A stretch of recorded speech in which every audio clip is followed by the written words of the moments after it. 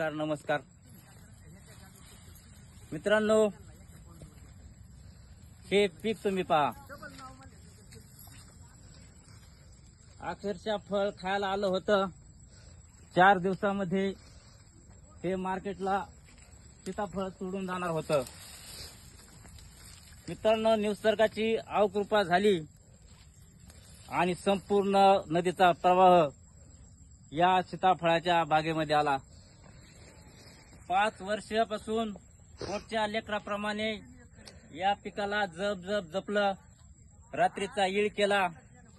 ज्यावेळेस दुष्काळ होता त्यावेळेस त्याला ठिबकनी टँकरनी पाणी आणून ही बाग जगवली.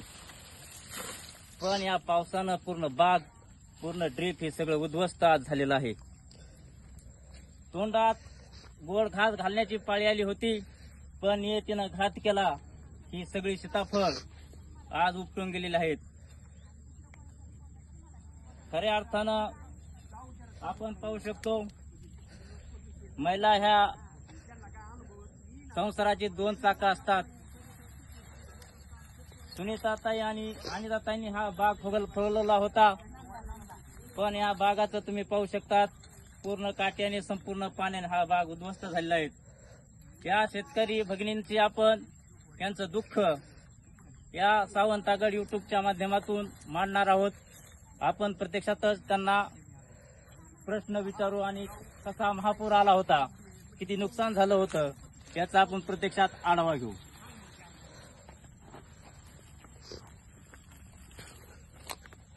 ताई, आता तुम्ही काय काम करीत आहात? आम्ही करीतच गाच पण आता सीताफळावरलं. आता थोडं काम बंद करा आपण. तर ही तुम्ही पाहू शकता पूर्ण गाच पाण्याच्यात आलेला आहे. तर या बाग लावलेलं किती वर्ष झालं होतं?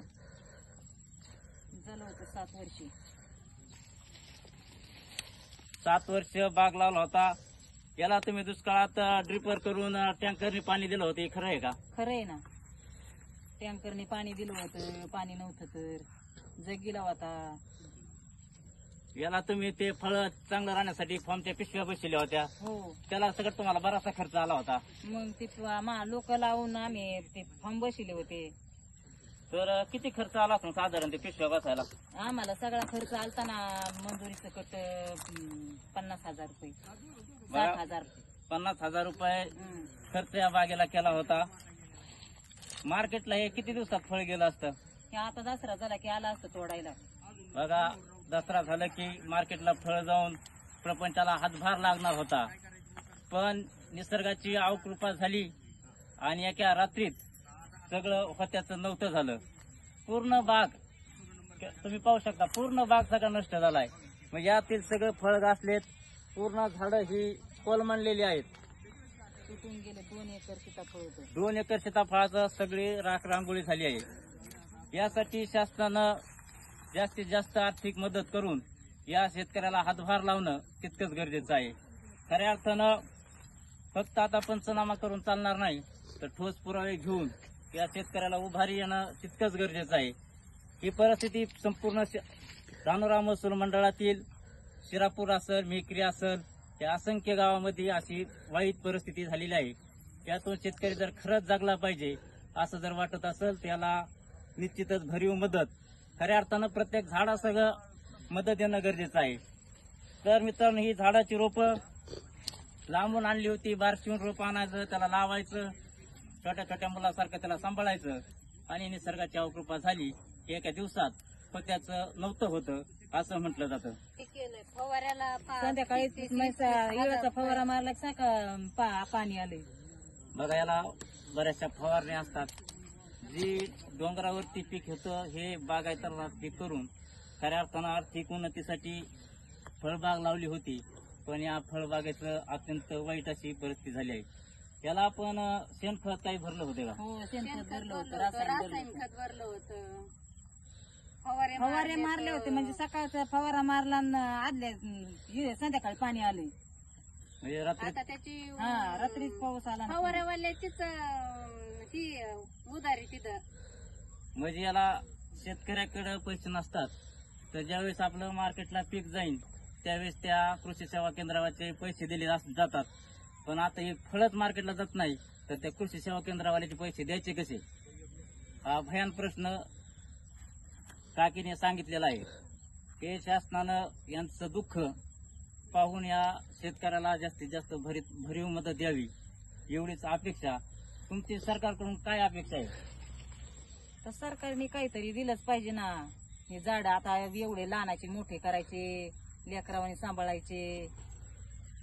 आणि 7 वर्ष म्हणजे आता दुसरं तुम्हाला पिकं घेता येत नाही. 7 काहीच नाही. वर्ष हा याच्यातच काय नाही पीक घेता येत आम्हाला, घेताच नाही आलं. 7 वर्ष या जमीन पूर्ण या बागेसाठी लावली होती आणि एका दिवसात ही पूर्ण गेलेलं आहे. आपल्याला शासन तोडकी मदत देतंय, 20-22 हजार रुपये हेक्टरी मदत देतंय, पण ही 20-22 हजार रुपयात यातली घाण काढणं सगळं अवघड आहे. नाही ना, तेवढं झालं 4-4 झाड सुद्धा निघणार खर्च आम्हाला. सुद्धा नाही. आम्हाला 50-50 हजार रुपये याचा आत्ताच म्हणजे फळबाग धरल्यानंतर एका धरल्यापासून पुढेच झाला ह्यो खताचा आणि फवाऱ्याचा 50-50, 60-60 हजार रुपये. तुम्ही पहा हे किती छान असं पीक आलं होतं, पण पूर्ण आता हे पूर्ण काळं पडलंय. यातलं पूर्ण पीक हे सगळं नष्ट झालंय आणि मोठाले फळ पूर्ण वाहून गेलेले आहेत. ते काय आणि राहिले ते काय आता जाणार आहेत का मार्केटला? कोण ते घेणार? सगळं घासलंय तिनं, आता काय खराब झालेलं आहे ते. अत्यंत दयनीय आणि वाईट अवस्था या शेतकऱ्यावरती आसमानी संकट पडलेलं आहे. पूर्ण बागेचं आतोनात नुकसान झालेलं आहे. सगळं काटे असतील, लोखंडी काच असतील, पूर्ण याच्यातून पूर्ण बाग हा नष्ट झालेला आहे. महसूल प्रशासक मंडळाला एवढीच विनंती आहे, त्या सर्व शेतकऱ्याचं दुःख तुम्ही मांडून जास्तीत जास्त कशी आर्थिक मदत करता येईल आणि यातून शेतकरी कसा सावरेल यासाठी प्रयत्न करावेत एवढीच माफक. या लिंबावानी झाड गुतले ते तिथं लिंबावानी मोठाले एकदम एवढे बाबळा असतील, मोठ्या लिंबाचे झाडं देखील उपटून कोलमडून पडलेले आहेत. त्याला गुतल्या ती येड्या बाबळा. फुलं बी आहेत ना ते तिकडं अजून इथं बा हे पहा मोठाले केपतड असेल, मोठाले लाकडं, हे सगळे काही पाईपलाईन त्या शेतकऱ्याकडे पाहते पूर्ण पाईपलाईन देखील उद्ध्वस्त होऊन पूर्ण पाईप तुटून गेल्यात, पूर्ण ड्रिपर तुटून गेल्यात. कारण हे आणि जमिनीकडे तर आपण पाहू शकता पूर्ण नदीचं स्वरूप आलं याला. जर आपण खाली पाहिलं तर पूर्ण हे सगळे शेतातली पूर्ण माती उघडी पडली. हे झाड पूर्ण कोलमडले, कारण हे उभा राहण्याच्या अवस्थेत बिलकुल राहिलेलं नाही. हे पूर्णपणे बाग आता नष्ट झालेला आहे.